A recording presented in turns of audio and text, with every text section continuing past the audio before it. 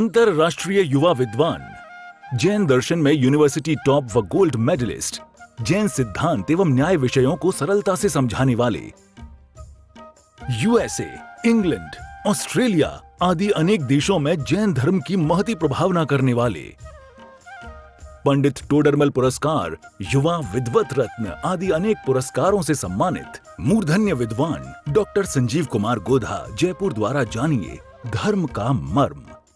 इस कार्यक्रम के पुण्यार्जक हैं श्रीमती मैना देवी सेठी, धर्म पत्नी स्वर्गीय श्री पूनम चंद जी सेठी, श्री अनिल जी प्रीति, श्री सुभाष जी सुमन, श्री सुशील जी संध्या रानी, श्रीमती राजू, श्री विनोद जी बज, दीपक जी विनीता, ऋषभ जी आंचल, हर्षवर्धन शिल्पा, अभिनंदन जी प्रियांशी, अनंत जी खुशबू, चहल, देव, अनिका, अरिहंत, शौर्य, युवान, सनाया, रियान एवं समस्त सेठी परिवार दिल्ली, बेंगलोर, कोलकाता। दर्पण तलैव सकला रतिफलति पदार्थ मालिका यत्र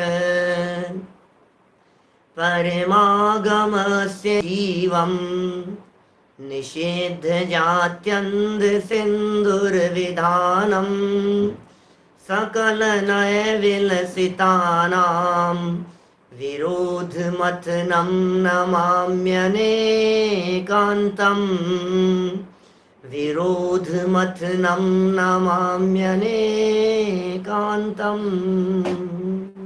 आचार्य अमृतचंद्र स्वामी द्वारा रचित यह पुरुषार्थ सिद्धि उपाय नामक ग्रंथ है।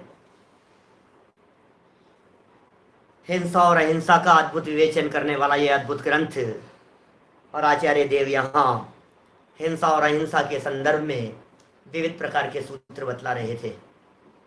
बहुत सारे सूत्र हम यहाँ देख चुके हैं और आज उन सूत्रों के समापन की स्थिति है। हिंसा और अहिंसा, कितने प्रकार के भंग, कितने प्रकार से विवेचन, कितने प्रकार से निरूपण, ये दिगंबर संतों की, ये वीतरागी संतों की चिंतन की बात है। सच में यदि आज हम अपने दिल पर हाथ रख करके सोचें, विचार करें, तो हम में से कोई भी व्यक्ति ऐसा नहीं है जो हिंसा अहिंसा के बारे में इतनी गहराई से विचार कर सकता होता। हमारे विचारों में भी ये बात नहीं आती, हमारे चिंतन और हमारे सोच में भी ये बात नहीं आती जो बात आचार्य देव यहाँ कह रहे। भले ही एक बार हमने सुन ली है, लेकिन यदि साल भर का गैप पड़ जाए तो फिर आप भूल जाएंगे, लेकिन फिर भी इतना तो याद रहेगा कि आचार्य देव कुछ न कुछ विशेष बात कहना चाहते हैं। हिंसा अहिंसा के संदर्भ में विशेष बातें आचार्यों ने कुछ न कुछ कही है। बोलो, 6 प्रकार के हिंसा अहिंसा के भंग हम देख चुके हैं।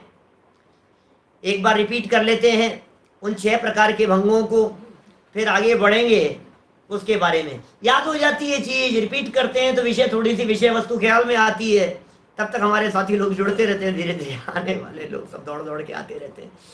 चलिए, नंबर 1 बोलिए। पहला नंबर क्या था?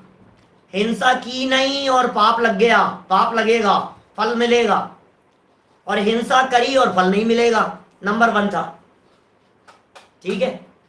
2 नंबर का क्या था भंग? 2 नंबर वाला भंग बताओ। हिंसा कम की और फल ज्यादा, हिंसा ज्यादा की और फल कम, ये दूसरा भंग था।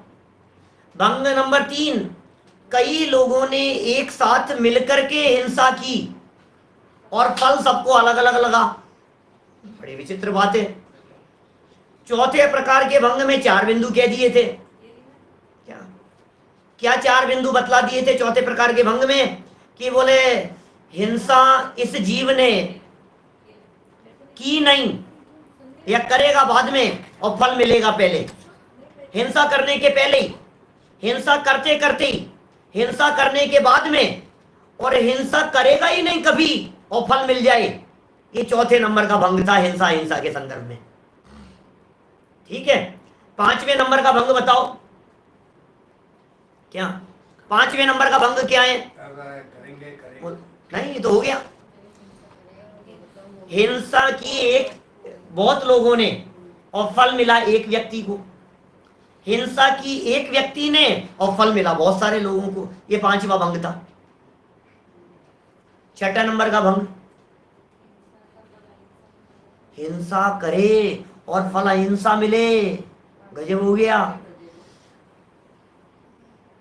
जीवों को बचाता हुआ दिखाई दे रहा है और फल भोगते समय हिंसा का पाप लगेगा। अब बोलो आप, फल भोगते समय हिंसा का पाप लगेगा। माने ये जब बातें जब हम सुनते हैं पढ़ते हैं तो हमारे को बड़ी अटपटी सी लगती है। हमें ऐसा लगता है कि यार ये क्या बातें हैं यार, समझ में नहीं आती है। ये बड़ी ऊटपटांग बातें हैं। आखिर इन सब बातों के पीछे रहस्य क्या है? इन सब बातों के पीछे कुछ गहरी छिपी हुई बात है क्या? कुछ मार्मिक बात है क्या? कि बिल्कुल मार्मिक बात है। यदि आपको उन मार्मिक बातों को गहराई से समझना है तो 7वां भंग कहते हैं योग्य गुरु ही उसके लिए समर्थ हैं। योग्य गुरु ही उसके लिए शरणभूत हैं। हिंसा अहिंसा को समझाने वाले योग्य गुरु होते हैं। यदि आपको हिंसा और अहिंसा को गहराई से समझना है तो बिना योग्य गुरु के निर्देशन के आप हिंसा और अहिंसा को नहीं समझ पाएंगे। समझ ही नहीं सकते हैं आप। हिंसा अहिंसा आपके समझ में नहीं आएगी, दिमाग चकराएगा।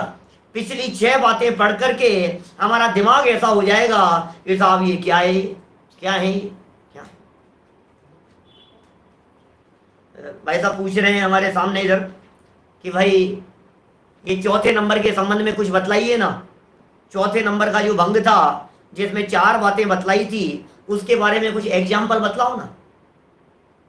बता सकते हैं 4थे नंबर के भंग के बारे में? विचित्र बातें थी 4थे नंबर के भंग के बारे में। कौन सी? का पाप किया नहीं और फल पहले मिल जाए। सारा परिणामों का खेल है भाई साहब। उदाहरण आप लगाते रहो, आपकी लाइफ में दिखते रहेंगे बहुत सारे। ऐसा पाप जो आपने भावों से कर लिया है, भावों में हमने पाप कर लिया है, फिर क्या हुआ? भावों से पाप करने के बाद अब कर्म तो बंध गया और आपने उस कार्य को कर नहीं पाए, लेकिन फल मिलेगा उसका।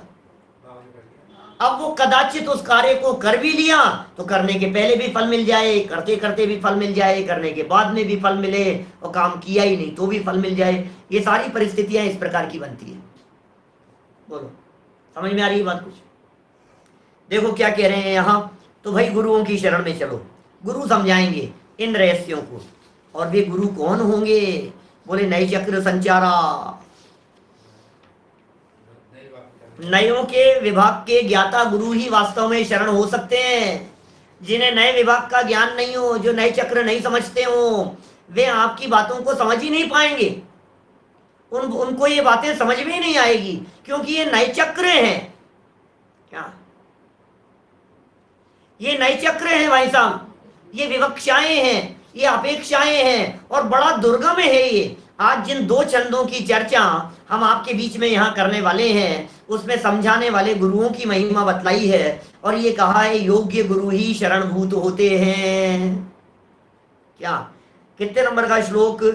58 नंबर श्लोक है, पेज नंबर 94 है। और हिंसा, द्रव्य हिंसा, भाव हिंसा समझाने में नहीं, समझाने में नए समूह के ज्ञाता गुरु ही समर्थ हैं। नए समूह के ज्ञाता गुरु ही समर्थ हैं। क्या ज्ञाता है? बोले वो समझा रहे हैं, 7वां सूत्र है, यह 7वां सूत्र है।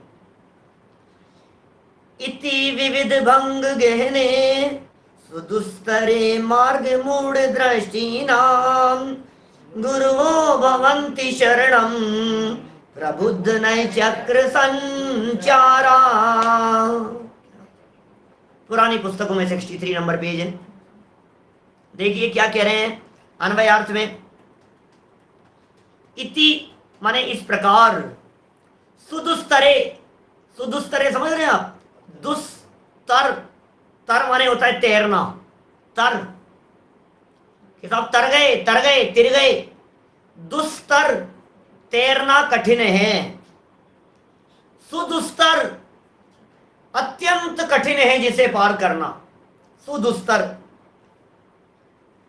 तो इस प्रकार अत्यंत कठिनता से पार हो सकने वाले विविध भंग गहने, अनेक प्रकार के भंगों से युक्त गहन वन में, ओहो, हिंसा हिंसा की इन चर्चाओं को आचार्य देव गहन वन कह करके पुकार रहे हैं, भयानक जंगल कह करके पुकार रहे हैं। हिंसा हिंसा की इन चर्चाओं को करने सुनने समझने वाले लोग कभी कभी जंगल में खो जाते हैं, कभी कभी जंगल में भटक जाते हैं, कभी कभी रास्ता भटक जाते हैं, कभी कभी लोगों को ऐसा लगता है यार ये क्या उटपटांग बातें हैं भैया, अपने तो बस में नहीं आ रही है, समझ में नहीं आ रही है।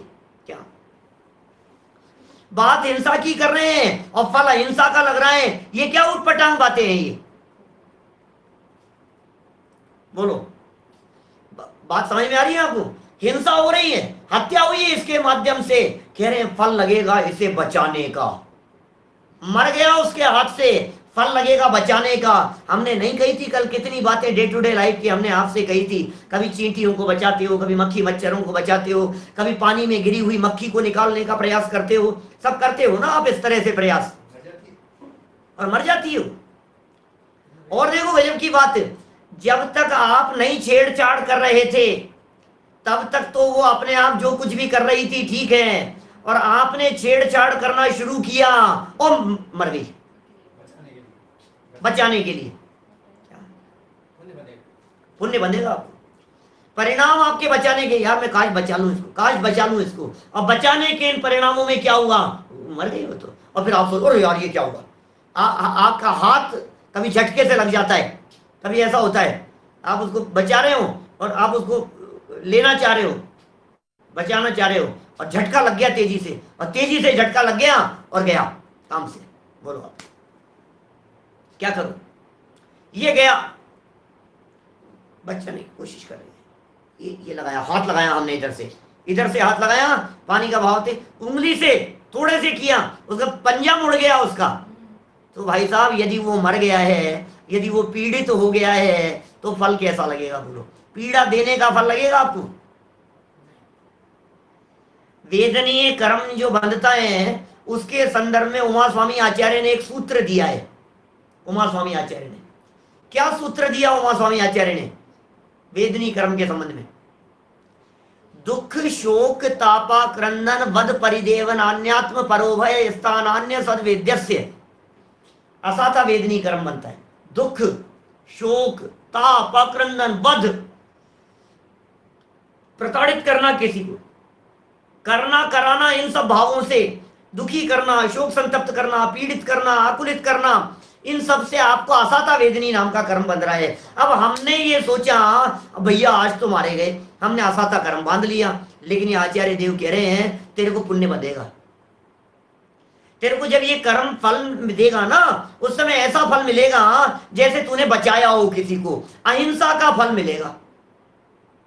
अब आप कहेंगे यार ये बड़ी उटपटांग बातें हैं यार, और किसी को हिंसा कर दी, अहिंसा का मिलेगा, और बचा रहा है ये व्यक्ति, वो कह रहे हैं हिंसा पाप लगेगा तेरे को। वो बचाने में भी पाप लगेगा, कैसी बात कर रहे हो आप? बचाने में भी कोई पाप लगता है क्या? लगता है क्या? बचाने पर भी पाप लगेगा, बचाने की प्रवृत्ति दिखाई देने पर भी, क्योंकि अहिंसा की प्रवृत्ति दिखाई दे रही है और फल मिलते समय हिंसा का फल मिलेगा। तो फिर ये कह रहा है शिष्य यार तुम्हारी ये सब बातें हमारे गले नहीं उतर रही है, समझ में नहीं आ रही है, ये कैसी उटपटांग बातें कर रहे हो आप, ये समझ में नहीं आ रही है। तो आचार्य देव ने कहा भैया किसी योग्य गुरु के पास में जाओ, उनके पास में जाकर के समझो भाव क्या होते हैं, परिणाम क्या होते हैं, विचार चिंतन किस तरह से चलता है, किस तरह से बदल जाता है, इन बातों को थोड़ा गहराई से समझो। क्षण क्षण के परिणाम है, क्षण क्षण के परिणाम है। दान देने का परिणाम आया, अलग तरह का कर्म बन रहा है, देते देते ही कौन देगा यार, कम बन रहा है, मैं तो नहीं दूंगा, पाप बन रहा है। क्या कम में ही काम चल जाता है, इतने क्यों दे दिए, उल्टा पाप बन रहा है। देने पड़ गए ज्यादा, दिया कम, दिया भी ज्यादा और फल मिल रहा है कम। ये जितनी बातें यहाँ हिंसा हिंसा के संदर्भ में बतलाई है, क्या ये बातें दान देने के ऊपर नहीं लागू होती है? क्या ये बातें झूठ बोलने पर लागू नहीं होती है? क्या ये बातें चोरी करने पर लागू नहीं होती है?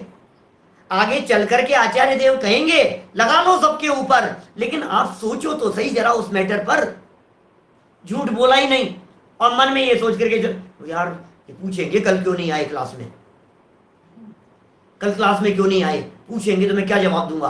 तो सोचता हुआ जा रहा है, पूरे रास्ते सोचता हुआ गया, मैं कह दूंगा कल तो ऐसा हो गया था, कल तो गाड़ी नहीं आई थी, गाड़ी खराब हो गई थी, ये हो गई थी, साधन नहीं मिला था। अब प्लानिंग बनाता हुआ जा रहा है, क्या झूठ बोलना है तुझे। और वहां जाकर के परिस्थिति ऐसी बनी कि टीचर ने पूछा ही नहीं। बोलो, नहीं होती थी इस प्रकार की परिस्थितियां। आपके मेहमान हैं, आपके रिश्तेदार हैं, शादी पार्टी में जाना है, कहीं किसी के यहाँ पहुंचना है, और आप मन में ही सोचते रहते हो यार वो पूछेंगे तो क्या जवाब देंगे। प्लानिंग चलती है पहले से, दिमाग में प्लानिंग चल रही है। ये जो आपके दिमाग में प्लानिंग चल रही है और सामने वाले ने पूछा ही नहीं, तो आपको झूठ बोलने का मौका तो नहीं मिला ना नितिन भाई। प्रसंग तो नहीं बना ना ऐसा, कल क्लास में क्यों नहीं आए थे, होमवर्क कौन कौन कल करके लेकर के आना, नहीं तो देख लूंगा मैं सबको। टीचर ने ऐसा कहा, बहुत कड़क शब्दों में क्लास में ये बात कही, मैं देख लूंगा सबको, एक एक व्यक्ति से पूछूंगा, हर बच्चा होमवर्क करके लेकर के आएगा। अब जिसने नहीं किया हो वो पूरे रास्ते प्लानिंग करता हुआ जाता है, मैम लाइट नहीं आ रही थी, मैम सर बहुत दुख रहा था, मैम बुखार हो गया था, मैम मेहमान आ गए थे घर पे, मैम ये हो गया था। षड्यंत्र सोचता हुआ जाता है क्या जवाब देना है मुझे, कैसा कहना है। लाइट नहीं आ रही थी, ऐसा हो गया था, मैम मम्मी की तबीयत बहुत ज्यादा खराब हो गई थी मैम, तो उनको डॉक्टर के लेकर के जाना पड़ गया मैम, टाइम नहीं मिला मैम, ऐसा हो गया। ये सोच रहा है, प्लानिंग कर रहा है। स्कूल में पहुंचा, स्कूल पहुंचने के बाद में टीचर आई क्लास में आने के बाद में पढ़ाने में लग गए, उन्होंने पूछा ही नहीं किसने किया और नहीं किया, और चले गए क्लास से, क्लास खत्म हो गई। अब मैं ये पूछ रहा हूं, तुमने झूठ बोला नहीं ना जबान से, एक शब्द भी नहीं बोला। अब बोला नहीं तो झूठ बोलने का पाप लगेगा कि नहीं लगेगा, ये बताओ। अब झूठ तो बोला ही नहीं, लेकिन झूठ बोलने का फल भोगेगा, क्या फल भुगतना पड़ेगा आपको झूठ बोलने का। मैं आपको हिंसा की चर्चा के माध्यम से झूठ चोरी आदि के बारे में भी समझाना चाह रहा हूं।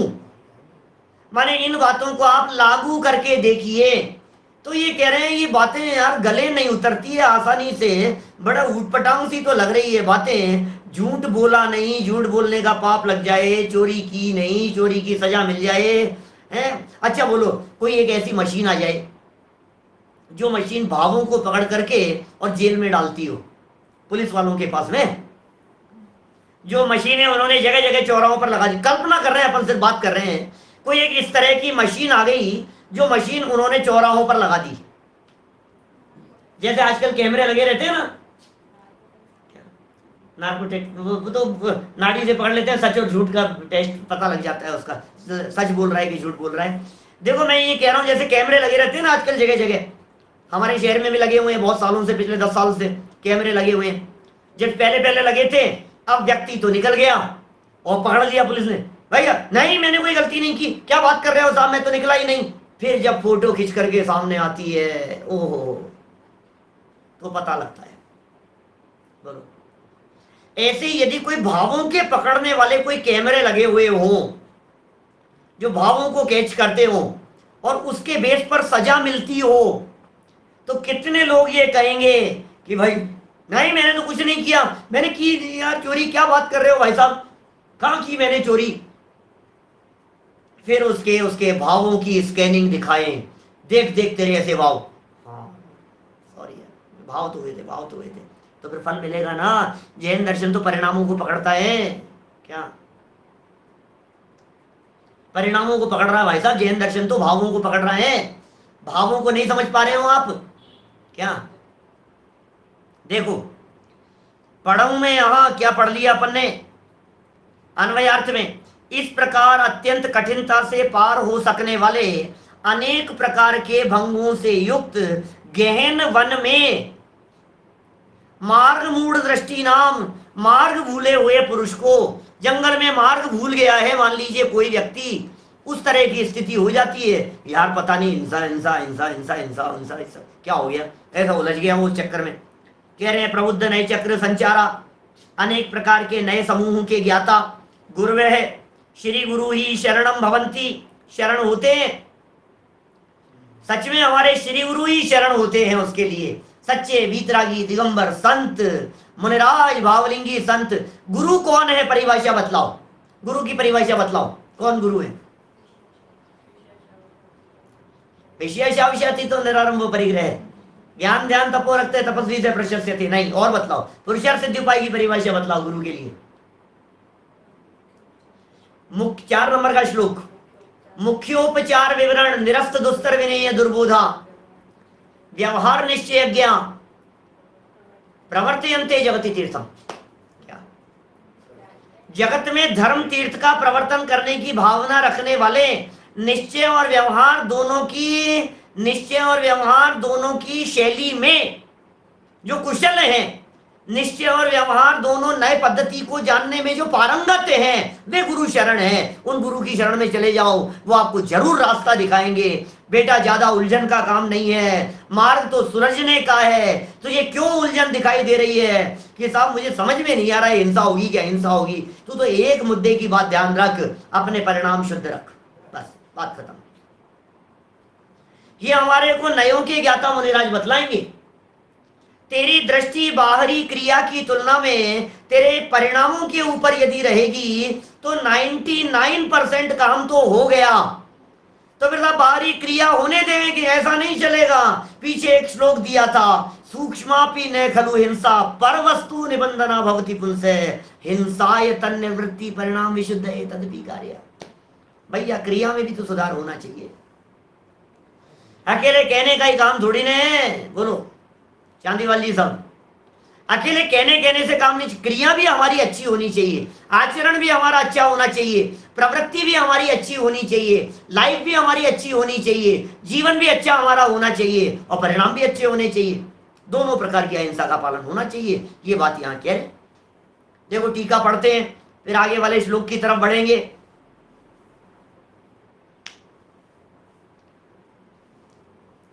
देखिए टीका, इति सुदुस्तरे विविध भंग गहने मार्ग मूढ़ दृष्टि नाम गुरुवः शरणम भवंती।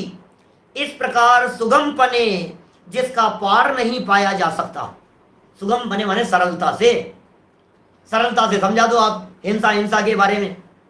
सरलता से तो आज तक समझा ही था ना अपनी जिंदगी में, कठिनता तो आज महसूस हो रही है ना। क्या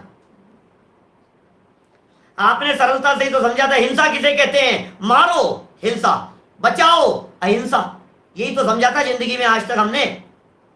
और ज्यादा करो तो मोटा मोटा ये समझ लिया था, किसी जीव को मारना, सताना, दिल दुखाना, ये द्रव्य हिंसा होता है। और उसको मारने, सताने, दिल दुखाने का भाव करना, ये भाव हिंसा होता है। यही तो सीखा था हमने आज तक द्रव्य हिंसा और भाव हिंसा के बारे में। इससे ज्यादा तो नहीं सीखा, समझा। ज्यादा से ज्यादा हमने अप्रादुर्भाव सीख लिया था वीतराग विज्ञान पाठमाला में। अप्रादुर्भाव खलु रागादि नाम भवत्ते हिंसेति तेषामेव उत्पत्ति हिंसेति जनागमस्य संक्षेप है, ये सीख लिया था हमने। वे वो राग दे। लेकिन ये जो गजब की बात, तू क्रिया क्या कर रहा है और फल क्या लगेगा। एक व्यक्ति आलू खा रहा है और उसे आलू खाने के त्याग का फल मिल रहा है। अब आप कहोगे क्या उटपटांग बात कर रहे हो यार, क्यों? खाते खाते उसके दिमाग में आया, आज मुझे पंडित जी ने खाते हुए देख लिया यार, बहुत एम्बेरसिंग फील हो रहा था मुझे, बहुत शर्मिंदगी महसूस हुई आज मुझे, तत्काल छोड़ दिया। उसी समय मेरे मन में ऐसा आया, नहीं खाऊंगा यार, आज के बाद कभी नहीं खाना है। अब खा रहा है, समझना, आलू का घास हाथ में है और मुंह में जा रहा है और परिणामों में ये है, जीवन भर के लिए छोड़ दूंगा मैं यार, आज बिल्कुल नहीं अच्छा लगा मुझे। अब वो खाते खाते भी उसको आलू नहीं खाने का पुण्य बन रहा है भविष्य के लिए। बोलो बात कुछ समझ में आ रही है क्या? क्या चक्कर है ये? रात्रि भोजन करने वाले को दिन में भोजन करने का फल मिले, दिन में भोजन करने वाले को रात्रि में भोजन करने का फल बांधे। क्या है ये चक्कर? सारा खेल परिणामों का है।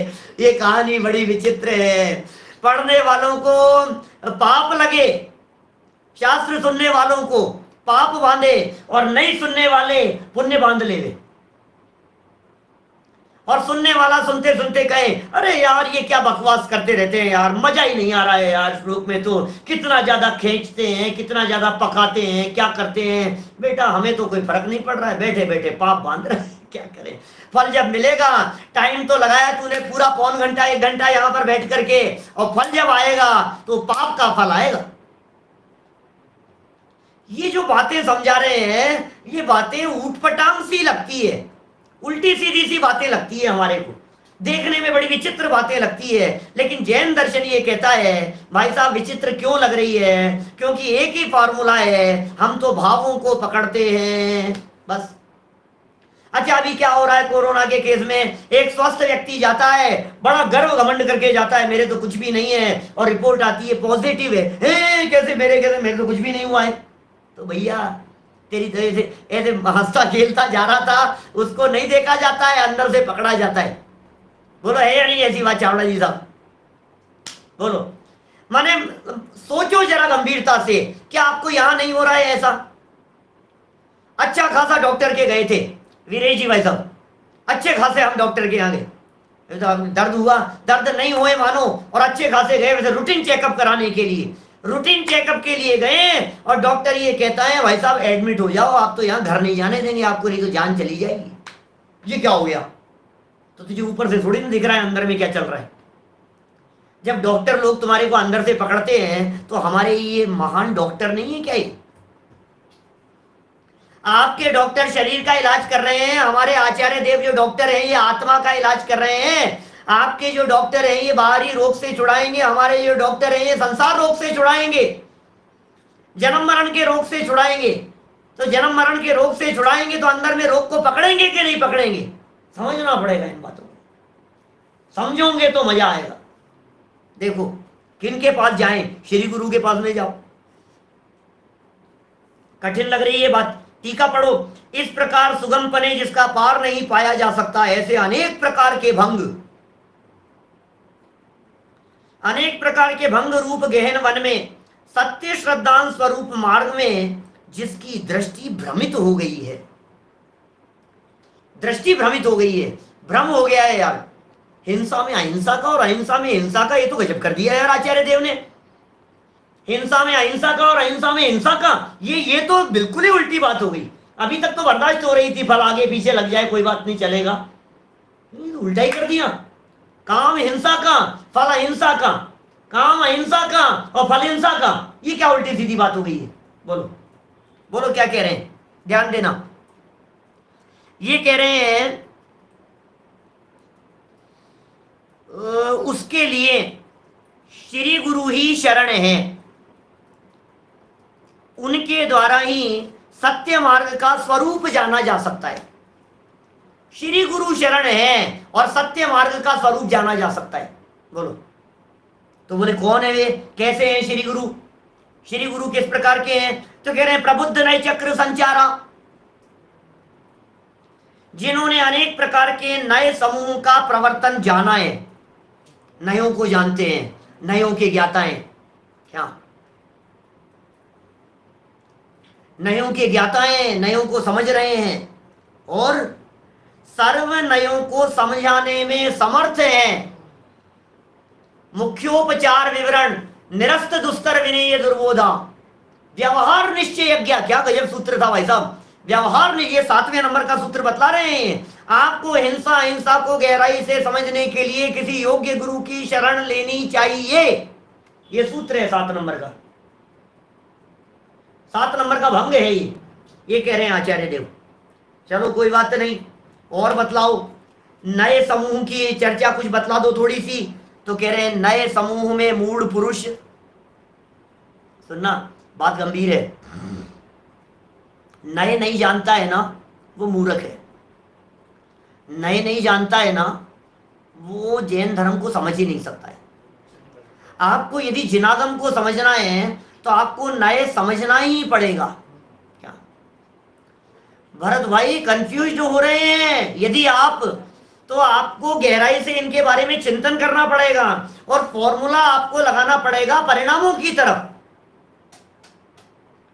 भावों को पकड़ने वाला फॉर्मूला लगा करके देखो और सुनो, दूसरे व्यक्ति पर नहीं लगा सकते। और फल जो मिलता है वो तत्काल तो मिलता नहीं है, फल तो मिलेगा भविष्य में। तो आपको कर्म सिद्धांत के ऊपर भरोसा रखना पड़ेगा। यदि कर्म सिद्धांत के ऊपर आपको भरोसा नहीं है तो भविष्य में आने वाला फल आपको दिखाई नहीं देता है, आपको तो लगेगा मजे करता हुआ दिखाई दे रहा है। तो ये बात कैसे समझ में आएगी? ये बात तब समझ में आएगी जब वर्तमान परिस्थिति को देख करके आप उसके भविष्य के बारे में विचार करें, भले ही अभी इसको मजे होते हुए दिखाई दे रहे हो, लेकिन हमें मालूम है इसके परिणाम बहुत कुटिल थे, बहुत मायाचारी जन्य परिणाम है। ये दान दे, ये बोली लेने लेने वाला तो दिखाई दे रहा है, अभी इनको पता नहीं है, हमें पता है। इसने आज तक जितनी बार बोली ली है, आज तक पैसे नहीं चुकाए। ये आज यहां आ गया है, अब इन लोगों को तो पता नहीं है बेचारों को, और ये आकर के बोली ले रहा है, और ये बोली बढ़ाई जा रहा है, लिए जा रहा है, लिए जा रहा है, इन बेचारों को पता नहीं है, हमें पता है। अब दुनिया को तो लगेगा और 25 लाख के अंदर बोली ले ली, 5 लाख की बोली ली है इन्होंने, 15 लाख की बोली ली है, तो इन्होंने जो बोली ली है कैसा फल मिले, अरे वो खूब पुण्य बांध लिया, खूब पुण्य बांध लिया, धर्मात्मा है, पुण्यात्मा है, लोग जय जयकार लगा रहे हैं, उनकी जय जयकार हो रही है। और लेकिन अब आप भी समझ पा रहे हो ना, पैसा एक नहीं देगा, कंजूस आदमी है, रुलाता रहेगा, हम जानते हैं ना, देगा कहां से, इसको तो आदत है ऐसे बढ़ चढ़ करके बोलने की। तो फिर उसका फल क्या होगा उस व्यक्ति का? अभी तो जय जयकार होती हुई दिखाई दे रही है, नहीं पड़ेंगे डंडे, नहीं चुकाना पड़ेगा, भविष्य में फल नहीं मिलेगा उसे, उस परिणामों का मिलेगा, बस सीधी सी बात है। तो परिणामों को देख लो आप, कर्म सिद्धांत दृढ़ होता है इससे। देखिए, नए समूह में मूढ़ पुरुष हिंसा अहिंसा का स्वरूप नहीं समझ पाते, नहीं समझ पाते। जिनको नयों की खबर नहीं है वो इस बात को नहीं समझ पाते। ये 8 नंबर का सूत्र कह रहे हैं कि साहब क्यों नहीं समझ पाते, ऐसा क्या हो गया भाई साहब, ऐसा नहीं समझ पाने के पीछे कारण क्या है? तो सूत्र पढ़ते हैं अपन, 8वें नंबर का सूत्र पढ़ते हैं, 59 नंबर का ये श्लोक है। देखो 59 नंबर के श्लोक में क्या कह रहे हैं? अत्यंत निशित धारम दुरासदम जिनवरस्य नय चक्रम खंडयति धार्यमाणम मूर्धानम झटिति दुर्विदग्धाराम। क्या कह रहे हैं? अन्वयार्थ, जिनवरस्य, जिनेन्द्र भगवान का, अत्यंत निशित धारम, अत्यंत तीक्ष्ण धार वाला, दुरासदम, दुसाध्य, नय चक्रम, नय चक्र। अरे जिनेन्द्र भगवान के द्वारा बताया गया जो ये नय चक्र है, ये नय चक्र जिनेन्द्र भगवान द्वारा कहा गया, ये नय चक्र अत्यंत तीक्ष्ण धार वाली तलवार के समान है, दुसाध्य है। आगे क्या कह दिया? धार्यमाणम, धारण करने पर, दुर्विदग्धानाम, मिथ्या ज्ञानी पुरुषों के, मूर्धानम, मस्तक को, झटिति, तुरंत ही, खंडयति, खंड खंड कर देता है। ओह, ये जिनेन्द्र भगवान का नय चक्र तलवार है भाई साहब, नय रूपी तलवार है ये। और जब ये नय रूपी तलवार चलती है तो खंड खंड कर देती है सामने वालों को। और कैसे खंड खंड कर देती है? मिथ्या दृष्टियों का मद मर्दन कर देने वाली है, मिथ्या मतों का खंडन कर देने वाली है। समझ में आ रही है बात? बोलो, ये नए चक्र हैं, ये नए की विवक्षाएं हैं। विवक्षाएं क्या काम करती है? हर विवाद का हल हो सकता स्यादवाद के द्वारा। स्यादवाद रूपी जब तलवार चलाई जाती है तो इस स्यादवाद रूपी तलवार चलने के माध्यम से सारे विवाद खंडित हो जाते हैं, सारे विवाद धूल धूमिल हो जाते हैं, सारे विवाद खत्म हो जाते हैं। अरे घर गृहस्थी में यदि आपने अपेक्षाओं को समझना शुरू कर दिया, हस्बैंड ने वाइफ की अपेक्षाओं को समझा, वाइफ ने हस्बैंड की अपेक्षाओं को समझा, बच्चों ने माँ बाप की अपेक्षाओं को समझा। अपेक्षा माने अपेक्षा नहीं, अपेक्षा माने कुछ वो नहीं, एक्सपेक्टेशन की बात नहीं कर रहा हूं मैं। अपेक्षा का अर्थ, मुकेश जी भाई साहब, हमारे को हमारे बीवी बच्चों से, पत्नी पुत्र परिवार से कोई अपेक्षा है या अपेक्षा हो, अपेक्षा समझने का अर्थ दृष्टिकोण समझने के लिए कह रहा हूं, एक्सपेक्टेशन की बात नहीं कर रहा हूं। वो किस एंगल से बात कर रहे हैं, वो बात किस एंगल से कही जा रही है। क्या यदि आपने वो कहने वाले की विवक्षा को समझ लिया, झगड़ा ही नहीं होता है भाई साहब। सारे दुनिया में झगड़े ही इस बात के हैं कि हम सामने वाले की बात को समझना ही नहीं चाहते हैं, हम जो कह रहे हैं वही सच है बस। सामने वाला भी सच हो सकता है, उसके नजरिए से जाकर के देखो तो सही, उसकी जगह पर बैठ करके देखो तो सही आप, वो जिस जगह पर बैठ करके बात कर रहा है।